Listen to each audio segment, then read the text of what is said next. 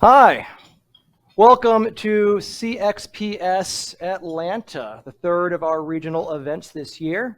Got a great audience here in Buckhead at the Roost Chris. I know there's several of you who are watching this remotely. Thanks for being here, taking some time out of your day. And if you're not watching the live stream, then this is on our YouTube channel, and you can certainly check out the past two sessions from CXPS Columbus, which was a few weeks ago in July, and we had CXPS in Raleigh, which was in June. So the first two panels were fantastic, set the bar pretty high. We'll see what these guys choose to do today. I know they got some great stories. So I am Ryan Saddam, the Chief Experience Officer and co-founder of Client Savvy. And I also do want to take a moment to thank all of our sponsors, specifically the regional event sponsor, Full Sail Partners. We have Sarah Ganella from Full Sail Partners as one of our panelists as well. So thank you to Full Sail Partners. And also our platinum sponsor, Clearview and Uninet. So we appreciate what they've done for us as well. And at this, we're going to go ahead and jump into the panel. So first, we'll do some introductions. Why don't we start down here at the end? I'm Jessica McCoy with Brassfield & Gorey. We are a large general contractor based in the Southeast, do all kinds of construction from water, commercial, sports, healthcare. We just don't do residential, and I do business development for them. Thank you. Great. I'm Sarah Ganella. I'm with Full Sail Partners. I'm the Vice President of Marketing and Sales for the firm, one of the senior principals there. We are a Deltek Premier Partner. We also are a partner with Client Savvy. We actually integrate both of those tools. Yep. Thank you. And I'm Clinton Gary. I am the Chief Client Officer at a large law firm across the Southeast and have been a leader in 3 large law firms, national law firms. So I'm happy to be here. Great. And why don't we also, just to give some context, we are here talking about client experience. Why don't you give us just a brief overview of where you as an individual professional and where your firm is on your client experience journey? That's a really good question. So I attended CXPs in Raleigh for the first time 3 years ago, and that's kind of when I realized that this is always what I wanted to do. In fact, if you ask me what my favorite job ever was, I will tell you, and it's still true to this day, is waiting tables at Ruby Tuesday. I think that if you've ever had a really good server, then you understand exactly what I'm talking about. They anticipate your needs. They know whether you want to chat or don't. They know if you're in a hurry or if you want to hang out. And so for me, it's something that has been part of what I've done through my whole career, and now I'm really focused on it. For us as a company, I would say we have a client-centric culture, but in terms of a formalized program, I would say it's in its infancy. We have a lot of things that are implemented within our company that we do, but as far as an official program, if there's something earlier than infancy, it might be that.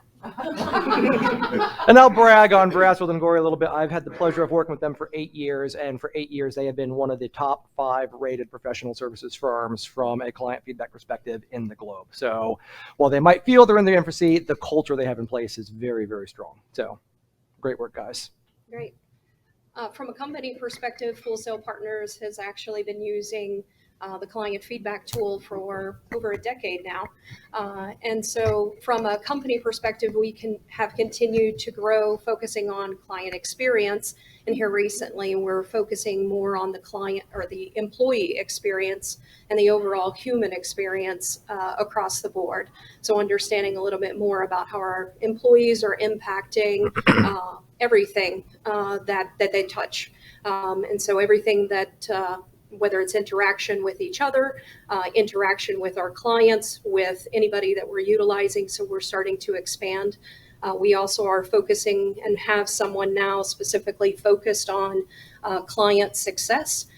So we're splitting out sort of the technical aspect of what needs to be done from a software implementation side to now also making sure we're really focusing and have someone focused on the experience side.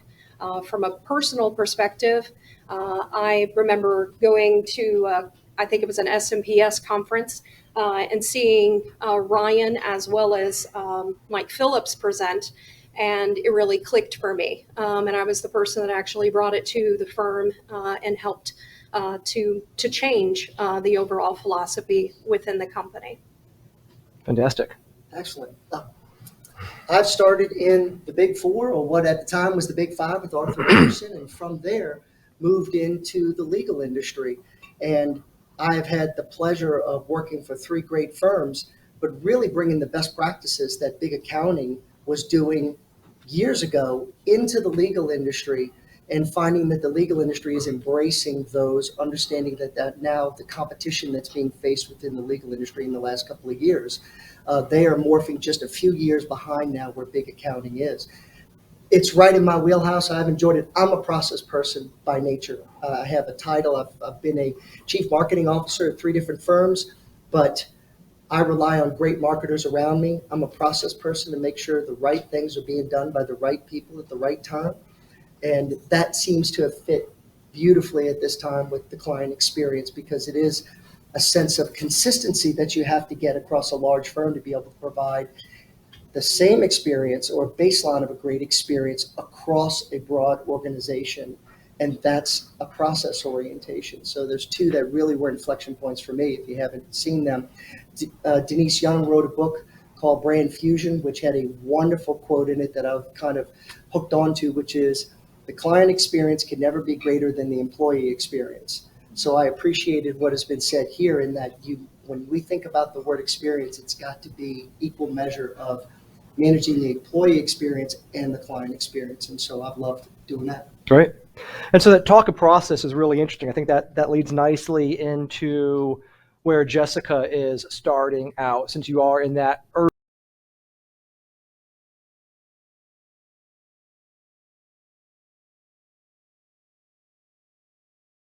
The platinum rule, I think you said, and that culture inside of Brassfield and Gorey to get your start. Yeah, I think that's a great question, Ryan. So for us, obviously, when our clients come to us, they want to build something, right? We know that they're coming to us to build a job, but what we try to do is emphasize the platinum rule. That, golden rule, you treat others the way you want to be treated. Platinum rule, I treat you the way you want to be treated. And so, how do we do that? How do we take this business where our goal is to build projects and build them well, but also make it personalized? So what we have are client action plans. And so we sit down with our top accounts and we think through, how do we personalize our service to this client? And so with these action plans, we have a couple different factors in them that we sit down and we think about. And where we start is, how do you define success? So what I ask our teams is, at the end of this year, in 12 months, what needs to happen to say we were successful with this client, or we reached what we wanted to determine? And in thinking about one of our specific group, we do a lot of government and federal work. And what they really wanted to know for this specific account was, do we want to do work with them? And so actually what we wrote down is, define success as, determine if we want to date this client, And so how do we know if we want to date you? It's just like you're evaluating any relationship you want to be in. So for us, we thought about, we need to understand their organizational structure. And so we put down goals. What's their organizational structure? How do we assess their fees? Do they come back and do assessments after the fact? Are there other things that we need to determine about if this is someone that we really want to invest our time with? And so from there, we develop activities that are going to help us achieve those goals. So we line up the people that we need to meet with to understand their organizational structure, the assessments that we need to do about their fees, and if it is beneficial for our business to go seek out their work, and use those activities to support our goals, which ultimately determine, do we want to date this client? Is it a good alignment of their values and the benefits in terms of the monetary side for us to do that? And so we do that with all of our top accounts, and it helps us to be able to track and be accountable that we are providing, an exceptional service on the construction side, but also an individualized experience for those clients. Right. Sarah, any thoughts or comments on what Brassfield is doing? I think one of the things that I would piggyback on is that she talked about the fact that they started with a culture that was ingrained in their culture. For us, it wasn't like that. We were, when I first started in our particular industry, we were moving from software to software. And so people were doing an upgrade from one particular software to another. And one of the things that I noticed is that people cared about the people that they were implementing, but it was more of a commodity of moving from one software to another instead of understanding the overall experience. So a part of that was more of a churning of company to company because they had so much business, and it really impacted our company as far as like overall client experience when I started. So I remember whenever I first saw the presentation from Mike and from Ryan, we were actually honestly pretty scared shitless, just to put it out there, on doing feedback because we were scared of the feedback that we might get. And so I remember going to Ryan specifically saying, how am I going to handle, I know we're going to get all this negative feedback. That's what I was worried about.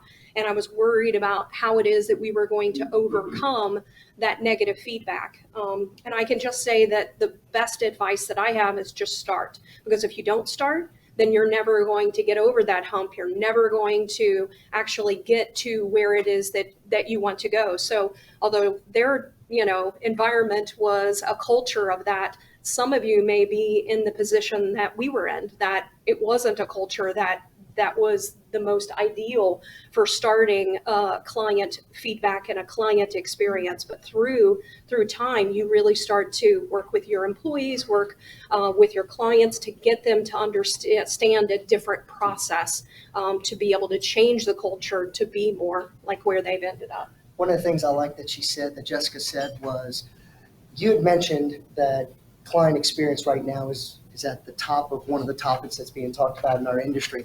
If not equal, it's account-based management or key account management.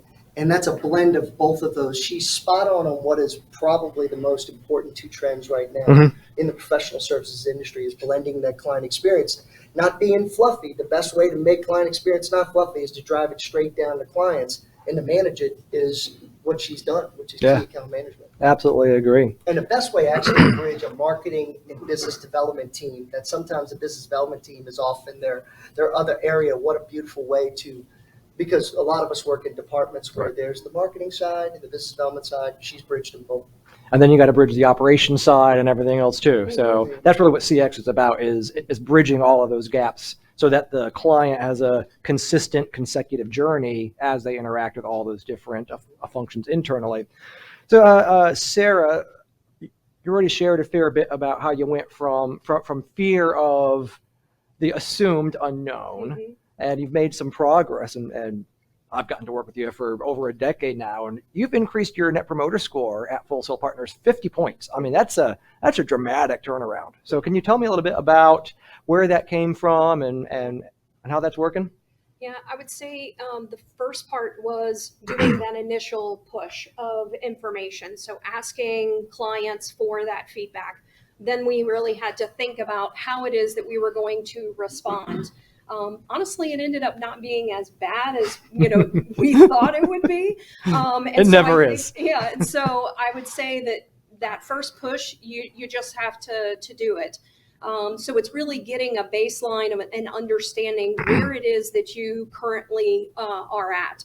I would say that some of the feedback that you get and it's always interesting with even the scores, that sometimes scores might be really high or they might be low, but the most important thing about any of it is really the comments. So we find that even if we might get a high score, we might get a comment that says something interesting. And so figuring out what it is that particular person is really trying to say is one of the key things that we had to focus on, is reading through the lines and then going back and asking for the feedback. So for us, one of the things we did across the company was making sure that people didn't necessarily look at the scores, but looked at more the feedback. And our process is to provide, to give feedback or ask for people to be able to meet with us. If we do see any negative scores or if we do see any type of comments, we are providing feedback no matter what. So 100%, that's our goal, is to strive for that. We also do webinars and things like that. So we're always trying to provide feedback and thank people for the feedback. So one of the key things was really institutionalizing or making sure that we're encouraging people, whether it's positive or whether it's negative, that we're saying thank you so much for providing us feedback with everything that they provide to us. We actually have an integration. We're actually I think than client savvy. We're the top company that actually asks for feedback. We ask for, I think. You guys thousands. narrowly beat Client Savvy this year. I just did the analysis this week. You guys narrowly beat us. We're in second place for the first time ever. So we ask a lot of feedback across the board. And one of the things that I'm really happy about is that our actual our NPS score has actually gone significantly up. And so I think it's, there's multiple things. It's one, asking for the feedback. It's making sure that you're following up with every single person, and you'd be surprised at how little time it actually takes to follow up and say, thank you so much for providing us feedback, and saying something about what it is they're providing. And then also taking the time for that negative feedback to then take the time to say, you know what, I noticed this. Can we have time to be able to meet? And I can talk more as far as the employee side of the house, but from a company perspective, it was simply just taking those initial steps to be able to start the process of connecting with our clients and letting them know that we care about your feedback. We're also listening to your feedback, and we look at how we can adjust to the overall feedback. And in that process, you've dropped your rate of client complaints over 80%. That was so one of the things you wrote or you had before this presentation was, what are the key things that you were looking for? For me, it was the amount of complaints that we were getting. And so that was a huge motivator for us, is that I was tired of being, hey, we got another issue, we got another fire, hey, this, this or that. And so that was one of the key drivers, was trying to make sure that we're being more proactive with clients and asking them for feedback along the way, instead of all of a sudden it's a blow up. And this client has been holding this information for a year, and they haven't given us that information and told us anything. And then it's a small thing that then breaks the camel's back. Now they've just completely gone off. So for us, that was one of our biggest motivators, was to try to be more proactive and try to understand more about clients, so we didn't come to that particular situation. Great, thank you. Jennifer, Clinton, any thoughts or comments on Sarah's journey? I was just going to say, we have your focus on comments is so interesting, because even if our teams get high scores, if it's not the highest score, we're pretty disappointed. And so focusing on what clients said to understand and help train them that everyone scores differently, and that based on what they said, you did an excellent job. Did they give you as high as you could have gotten? No, but that's okay. Maybe they don't give anyone as high as it's possible to get. So I did think that was really interesting. We tell them the same thing. Look at the comments. The number does not always tell the full story. Yeah, absolutely. Now, Clinton, Sarah talked about the importance of engaging employees in their CX program. So when I talked with you preparing for this, you said that's where you started. That's where I started. As a leader, you come in, and as folks that are brainwashed as we are in the importance of CX, you know where you'd like to be, but you have to deal with the cards that you've been dealt. You have to work with those. And so I was brought in to be able to handle certain situations, and one was to rebuild and revitalize a marketing and business development team. But at the same time, our firm had doubled in size over the last few years and was about to make it was trying to make one of its largest acquisitions. Combine that with the chairman who said, I want to go talk to clients. I want to get out the office. I want to go talk to clients. So though we would have liked to have been at the end of CX, I say, how do I use CX thinking, strategies, and processes to address some of the big challenges that the firm has, and almost get our sea legs about us and build some short-term wins to be able to then get to the big stuff that require a lot of trust. So what we did is a little bit of a high and low there, and that is we established a client feedback process to be able to have our chairman go out and interview. I went with my chairman to go out and interview some of our largest clients, as well as hire a third party to be able to do some other clients. We were going to knock out about 50 clients that year to be able to gather some data. We didn't have anything, to be able to gather some data to say, what are clients thinking about us? And hopefully there was some inspiration, some catalysts that we could find in there.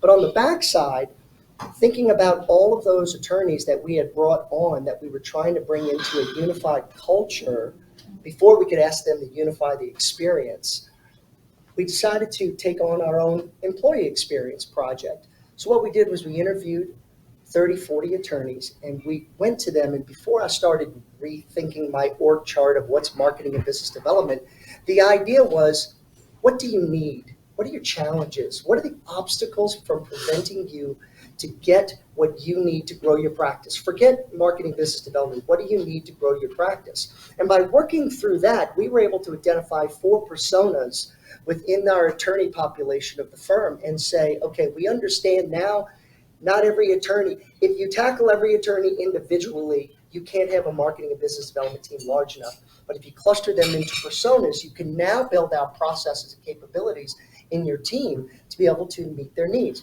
So we had 4 personas, and across those 4 personas, we were able to identify the 10 frequently needed resources or activities that they needed to be successful and to be happy. And so from there, I was then able to structure a marketing and business development team to be able to provide those resources. We had 5 in marketing that were marketing oriented that the attorneys wanted. And there were 5 that were business development oriented that the attorneys wanted. They didn't care who gave it to them. They didn't care the title of the person that gave it to them. They were saying, I need this. And how do you make my life easy when I receive this so I can then go and do it easily to get back to serving my clients? So that's what we did. And we wound up building out the marketing and business development team based upon employee experiences, but really got our sea legs about us to then start to build out a client experience process, all the while capturing the data from client feedback going on with our chairman, building short-term wins there to say it's okay if you allow our chairman and me to go visit the largest clients, and then started to get a lot of happy attorneys who, by the way, just joined the firm probably in the last year or 2. And if they were sitting in satellite offices, they were wondering, hey, wait a minute, I joined a large firm for a reason. I thought I had lots of resources. Where's the people I could call to get help? By establishing those processes, we were able to make sure we scaled, consistent process, we were able to scale across a firm that was now twice as big, providing a consistent experience to all of our attorneys.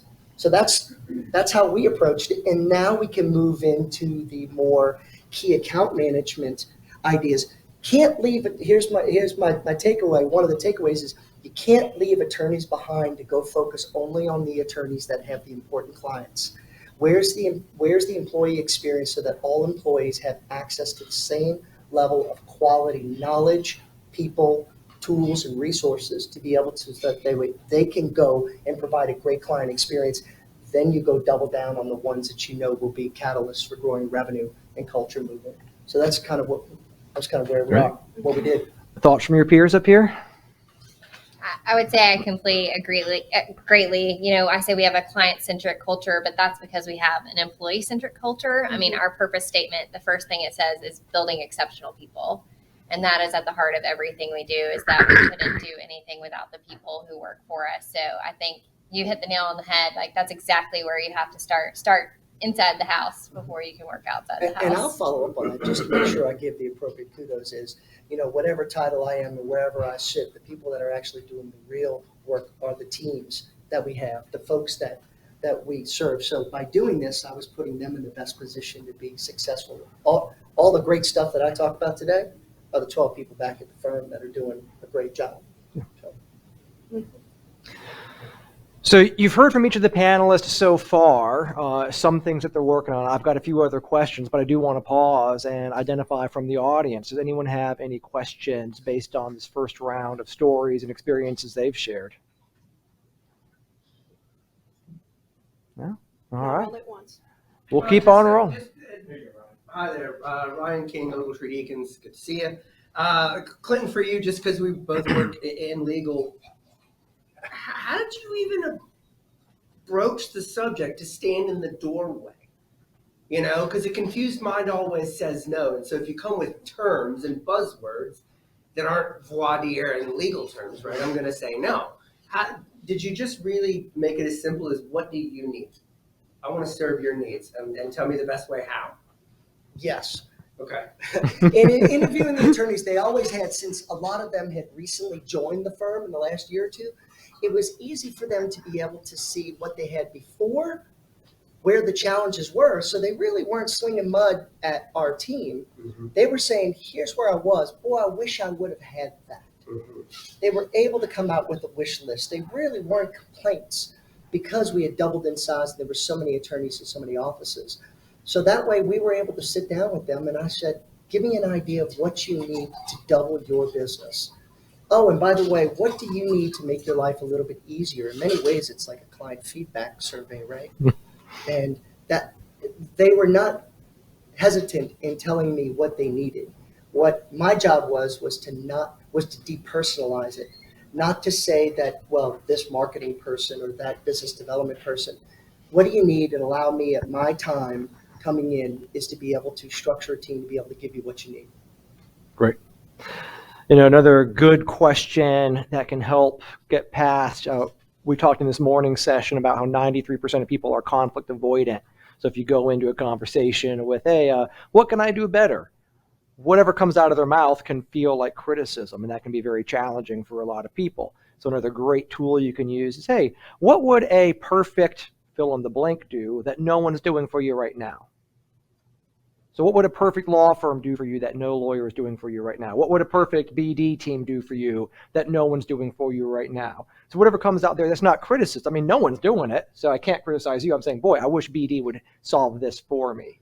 And that can be another way to help overcome some reluctance to criticize and instead draw out some real insights there. Jessica, I'm going to jump back to you. I saw a lot of people taking notes when you were talking about your client action plan. So, and certainly built on that, talking about the account-based marketing. Can you give us a little bit of a breakdown about what does that actually look like, and how does that then impact the client experience? Yeah. So we have 12 offices in the Southeast. We operate all across the nation, which breaks down to 38 divisions. And so for those 38 divisions, they all have clients or accounts that they consider to be the most important. I would love to say we do action plans for every single one of our accounts, but that's just not realistic at this point, although it's a goal one day. And so for our 38 divisions, because we do let them operate with a lot of autonomy, they kind of make their top client list, and they have top clients, they have key relationships, and then they have target accounts. So your top clients, we kind of define that as those are the people who are stroking the checks, right? They're keeping the lights on for you. We need them to be happy. Your key relationships, they may not necessarily be stroking the checks, but they may be your promoters. They're the ones who are going to say to a check stroker, that's who you want to work with. These are the guys. So maybe they're your architects, your program managers, the folks who don't have a vote, but they can be heavily influencers.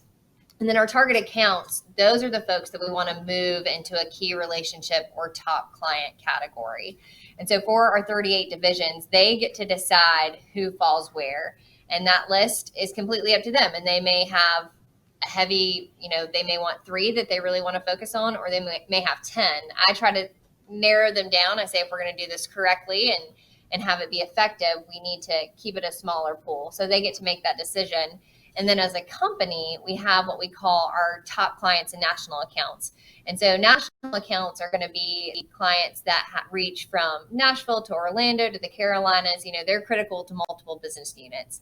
And top clients may not be critical to multiple business units, but it could be the defining factor for a single unit, say in Charlotte. If we lost that client, it would be to the detriment of that office.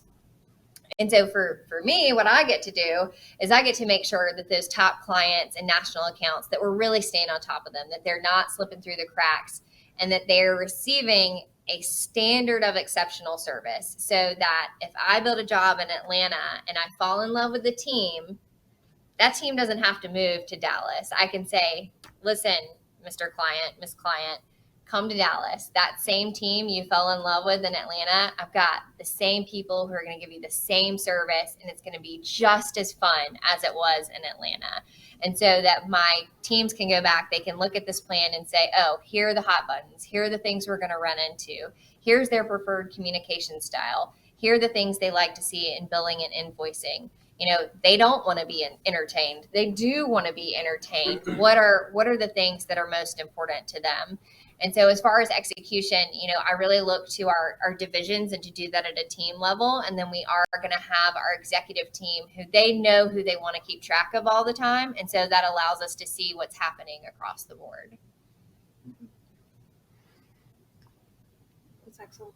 So how does that differ, or how is that like some of the things you guys have done in your firms? Something similar. Like I said, we've all been brainwashed. We're trying to get to the same place, or at least we drink the same Kool-Aid. Let me say that. At my firm, we created something called the Office of Client Value.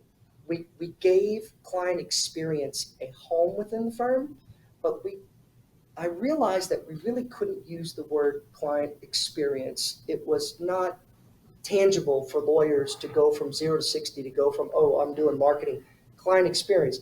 The word value has increased a lot in the last couple of years in the legal industry. So we created what was called an Office of Client Value. The chairman and I worked together to develop this. And what it basically was a home for, the definition of it was to continually assess and increase the value to our most valuable clients. Full stop. That's what it was. Our job is to almost manage our top 300 clients like a stock portfolio.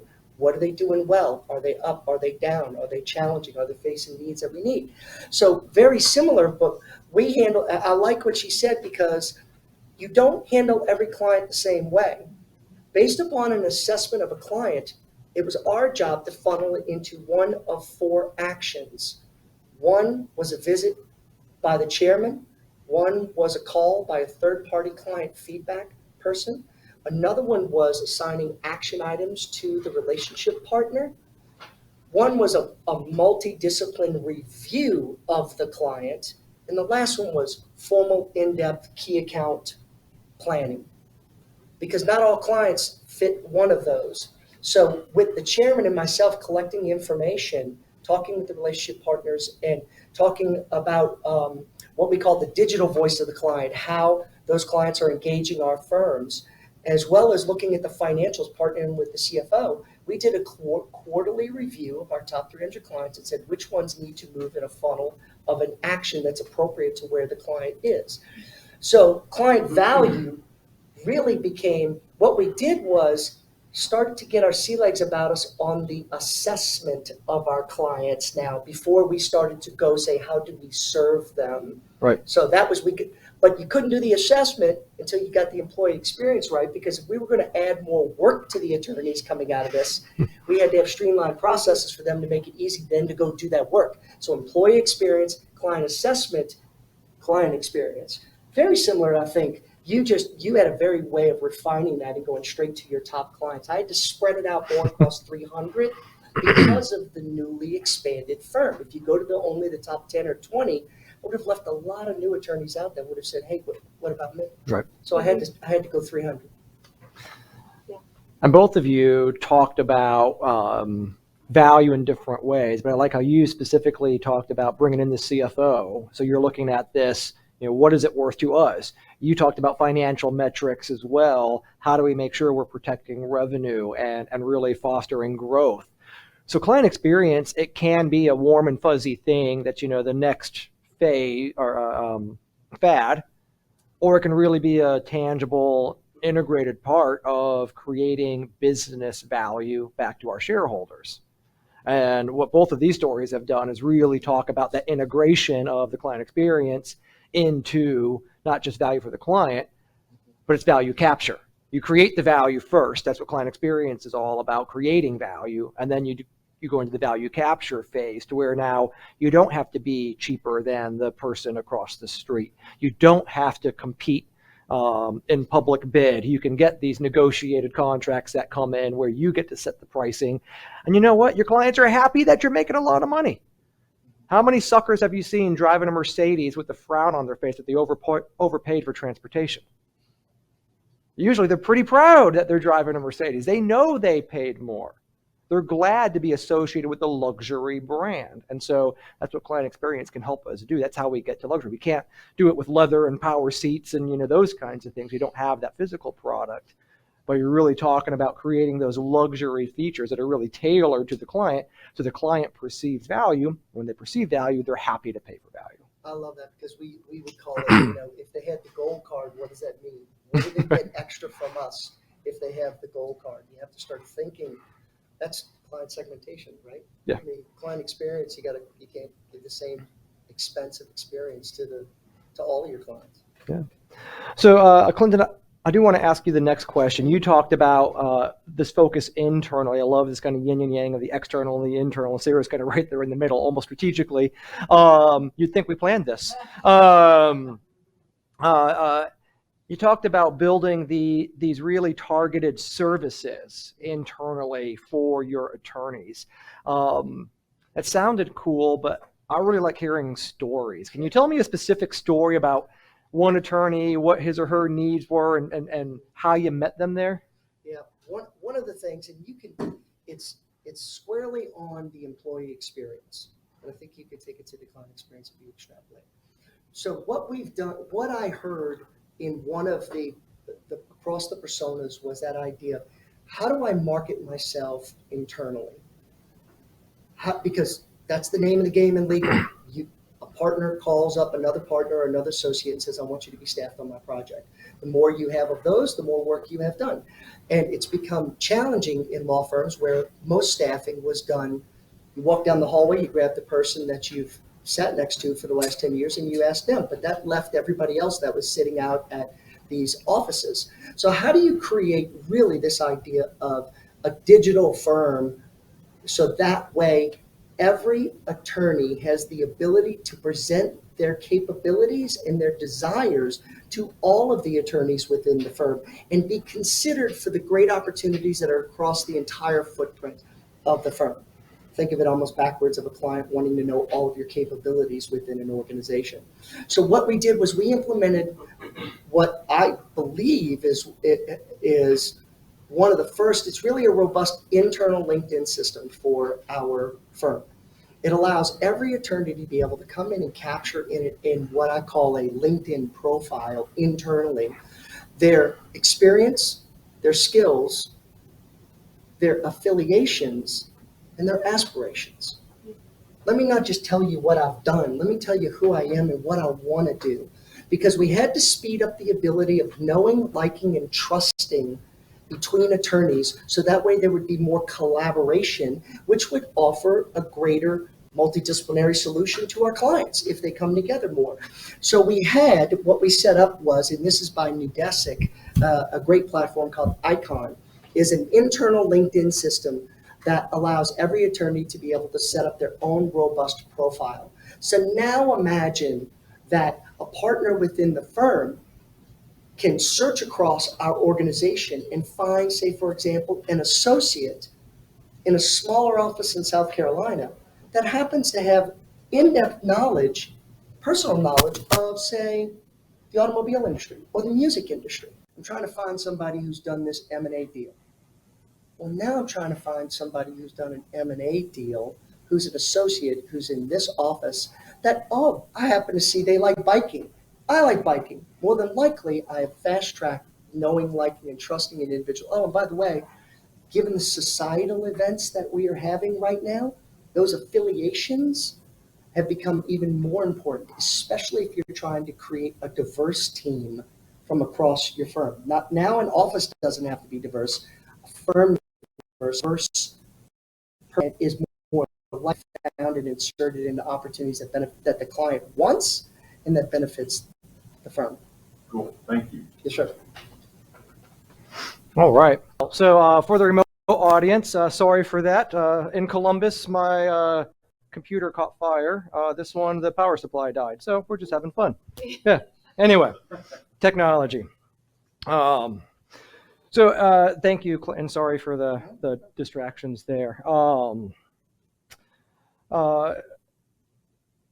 Sarah, you talked about the need to overcome inertia and fear in the organization. How did you help your consultants do that as individuals? Because all this talk about, fear of negative feedback and change and focusing on production into, being more focused on our clients. You're having to deal with real people that have lived their whole life one way and asking them to try something new on. How did you do that?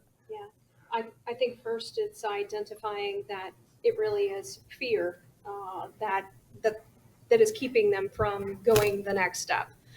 So it really was focusing with our consultants, getting them to understand not to take information personally. So we really tried to focus on the fact that it's about our overall process, that this is what we're trying to do for our clients. So the first thing that we did when we got negative feedback at the very beginning, we would go talk to them. The most important things that Ryan does at the beginning is to take the question, I wonder why they said that. And I think that in order for us not to take it personally, we need to understand that it's most of the time it's someone else's experience or other things that they're going on in their life. It could be their wife has cancer. Someone just died. It could be all kinds of things that are going on in their life, and it may have nothing to do. So when you disconnect from the feedback, because feedback is about the client, to ask, well, why? I wonder why they said that.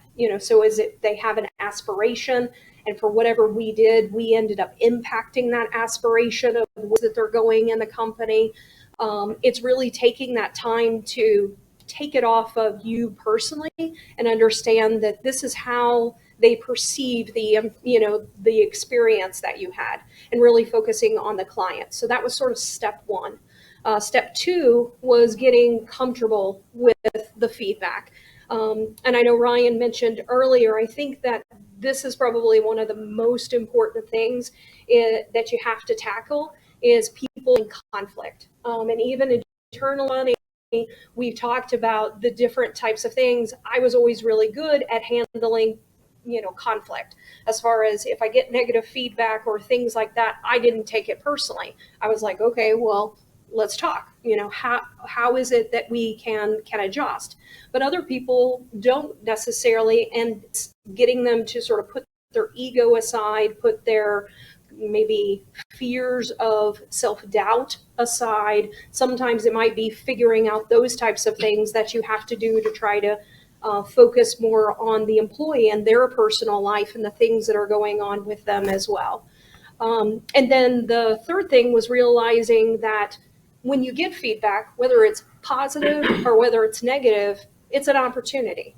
It's an opportunity for you to connect with the client. It also potentially could be an opportunity for more business. It might be an opportunity for you to gain more insight to the client so you have a better understanding of their overall business and the things that you need to do to adjust. So I would say those three things are really what we focused on. Great. So those are all of my questions. We got about, I think, 12 or 13 minutes left. So audience, do you guys have any questions that you'd like to ask any of the panelists up here? In the back. All right. You just discussed kind of pushing out, getting client feedback. Did you guys do that from kind of the top down, or did you find champions who would be really kind of receiving that feedback, right? We're in a similar situation right now where the people executing work are very afraid of feedback, right? They'd rather not know. So we're kind of figuring out our implementation strategy on that. Yeah. I think first it's letting your employees know that you're going to be doing it, and letting them know that no matter what comes back, we're going to work on it together. I remember one firm, the COO had gold coins minted that had a name to it, and he walked into your office, gave you a gold coin, and then you got it, and then you had it framed, and it sat on your desk. And if you got that, you didn't know what the client said, but the client said something good to the executives, and you could actually have multiple gold coins. So depends upon your culture, if they go for that, or if they go for the MP says it or a gold coin. Terms were different. Yep. And you do always have to be careful when recognizing good feedback, as well-intentioned as that can be. If you say, hey, this is good feedback, that means there's bad feedback. And so as a leader, I always try to approach this, all feedback is good, because it's something we didn't know and now we know. And so that's 100% good. But I'd be curious if you would agree with this. From what I've heard from the professionals that are around me that do it a whole lot more than I have, because it's their profession, less than 5% of all feedback is really bad. I mean, like really bad from what I've seen. I mean, there's constructive feedback, Right. but people are fearful that they're going to say they were terrible.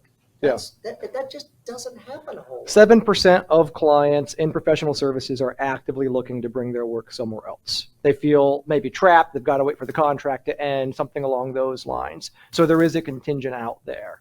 And so we can be scared of that and we can let them go away. And all that does is weaken our firm and simultaneously strengthen our competitors.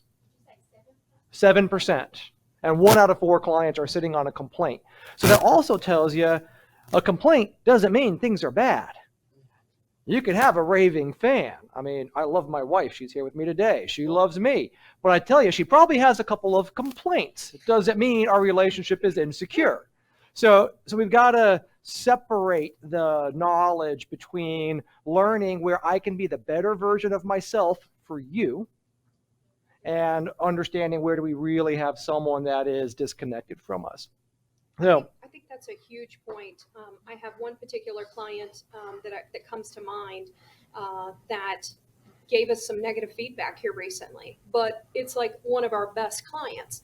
But that person feels so comfortable enough with us that they know that they want to give us that type of feedback because they know that we will adjust.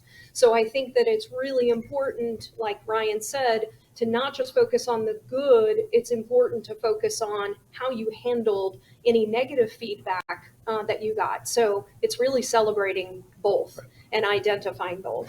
And it's all based on expectations. That's really the key to understanding feedback, is anchoring the expectations. If you go buy a brand new, cheapest car you can buy, and there's a couple of squeaks and rattles, do you bring it back to the dealer and complain that there's a couple of squeaks and rattles? I mean, you just bought a $14,000 car. You know what you're getting into. You go buy a $300,000 Bentley, and there's like just the slightest little vibration or rattle between 62 and 67 miles an hour. I didn't spend $300,000 on a Bentley to deal with a loose panel that's, vibrating somewhere. Tell us what's that like. I wouldn't know. I like the loose and rattle cars. His wife drives the Bentley. Yeah. The point there is the higher we set expectations with our clients, the more difficult it is to exceed those expectations. And the higher we set the bar, the more likely it is that they're going to say something didn't meet the high bar that you set. And so we should welcome those, because what might be a complaint for attorney A would be a smashing success for attorney B. And we've actually seen a reverse correlation between years of experience and average score collected when you focus on expectations rather than satisfaction. So we are nearing the end of our hour. Again, virtual audience, I am so sorry for the couple of dropped technology issues today. It's unfortunate, but thanks for bearing with us. As we bring this to a wrap, I'd like to hear just like parting word of wisdom from each of our great panelists up here. So Jessica, do you have a parting shot for us? Yeah, sure. I would say intentionality is not easy, right? Like if everybody's like, this is so easy, it's simple. No, it's not. Being intentional is never simple, but the return on the investment is worth the time and effort. So take the time to just be intentional. That's great. I would say that one of the things that I learned along the way is really focusing on the perception of other individuals, that what I may feel and what they may feel may be two totally opposite things. And that doesn't mean, one of the things that I learned is it doesn't mean that they're wrong. It doesn't mean that I'm wrong.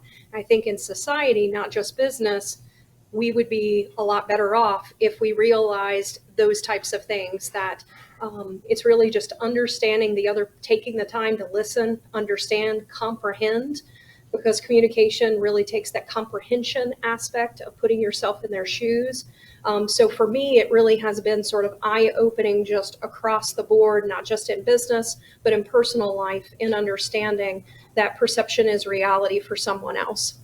Right. And I'll dovetail with that, and that is, we don't sell the companies, we sell the people, and people have emotions, but people have tendencies. And you can orchestrate your firm when you decide what are those things that we will repeatedly deliver to clients that is relevant to them, and scale it across the firm, and then innovate on top of that. I'm a process person, so choose what fits your brand and fits your culture, and do a few things really well that then serve multiple needs. As you said, Chick-fil-A is my pleasure, is a perfect example of that. They don't have to satisfy the entire experience, but they picked a few places in a few moments that they know they can make a difference, and that benefits the client and the brand of the firm. Great. Thank you. Well, everyone, thank you very much. Please give these guys a round of applause. Right. And for the virtual audience, if you have any more questions or want to learn more about the community, please visit clientexperience.org. We have some upcoming travel around the country and hope to see you at a future event. Thank you very much. Goodbye.